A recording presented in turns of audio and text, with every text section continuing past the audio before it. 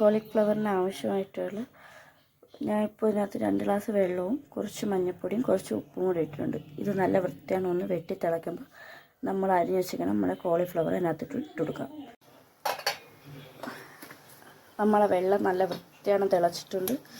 ഇനി ഞാൻ അതിനകത്തോട്ട് എടുത്ത് വെച്ചേക്കുന്ന കോളിഫ്ലവർ ഇട്ട് കൊടുക്കുക. ഇത് നല്ല വൃത്തിയാണ്. നല്ലോണം ഒന്ന് തിളച്ച് വരണം. തിളച്ച് ജസ്റ്റ് ഒന്ന് ചെറിയൊരു വേവാകുമ്പോൾ എടുക്കാം. വേവിച്ച് മാറ്റി വെച്ചേക്കുന്ന നമ്മുടെ കോളിഫ്ലവർ.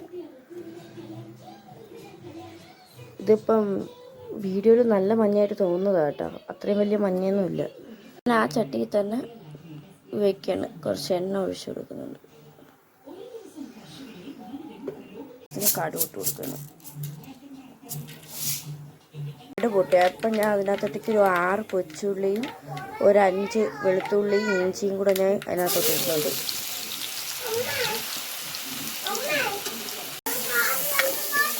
ഇനി ഇതിന് ജസ്റ്റ് ഒന്നൊരു ബ്രൗൺ കളറായി വരണം.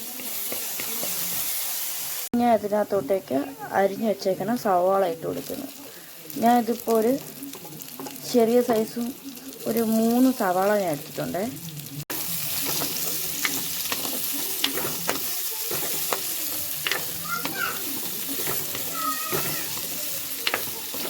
പെട്ടെന്ന് വഴണ്ട് വരാൻ വേണ്ടി ഞാൻ അതിനകത്ത് കുറച്ച് ഉപ്പും കൂടി ഇടുന്നുണ്ട്. എന്നിട്ട് ഒന്ന് നല്ലോണം ഒന്ന് ഇളക്കി കൊടുക്കാം.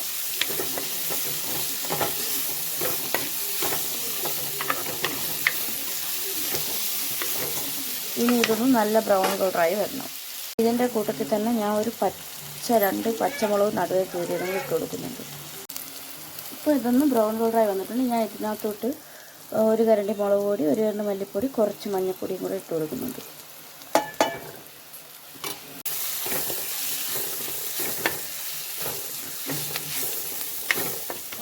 ഇതിനകത്തോട്ട് ഒരു ചെറിയൊരു തക്കാളി കൂടെ അരിഞ്ഞതുണ്ട്, അതുകൂടി ഇടാൻ പോകണം. നല്ലോണം ഒന്ന് ഇളക്കി കൊടുക്കണം.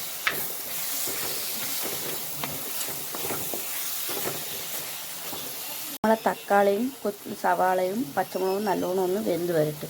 നല്ലോണം വാടി വെന്ത് വരാം. അപ്പോഴത്തേക്ക് നമുക്കിതൊന്ന് അടച്ച് വെച്ച് കൊടുക്കാം. അപ്പം നമുക്കിതൊന്ന് തുറന്ന് നോക്കാം.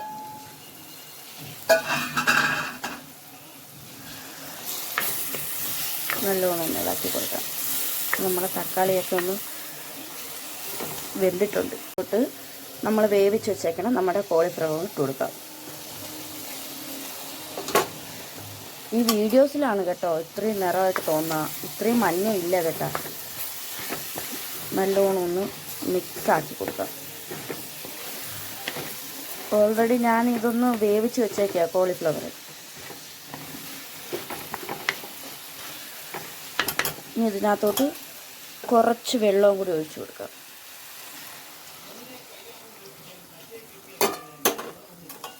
ഇതൊന്ന് നല്ലോണം ഒന്ന് ഇളക്കണം.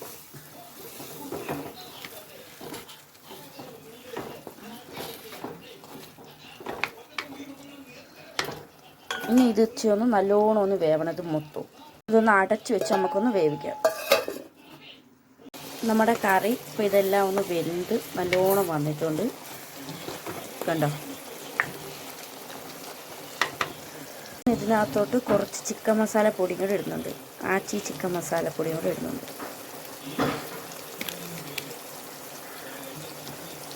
നല്ലോണം ഒന്ന് മിക്സ് ചെയ്ത് കൊടുക്കാം. അരപ്പ് വേണം എന്നുള്ളവരാണെങ്കിൽ കുറച്ചുകൂടി വെള്ളം വെച്ച് ഒന്ന് നീട്ടി വയ്ക്കാം. അരപ്പ് വേണ്ടാന്നുണ്ടെങ്കിൽ ഇങ്ങനെ വറ്റിച്ചെടുക്കുമ്പോൾ നല്ല ടേസ്റ്റാണ്. ഇതിപ്പോൾ ഇവിടെ എനിക്ക് അരപ്പ് വേണ്ട, അതുകൊണ്ട് ഞാൻ അതൊന്ന് വറ്റിച്ചെടുത്ത്. അങ്ങനെ നമ്മുടെ കോളിഫ്ലവർ കറി ഇവിടെ റെഡി ആയിട്ടുണ്ട്. ഇതിൻ്റെ മണ്ടയിൽ വേണമെങ്കിൽ ഡെക്കറേഷന് കുറച്ച് കറിവേപ്പിലയൊക്കെ ഇട്ട് കൊടുക്കാം. ഇവിടെ കറിവേപ്പില ഇല്ലാത്തതുകൊണ്ട് ഞാനത് ഇടുന്നില്ല.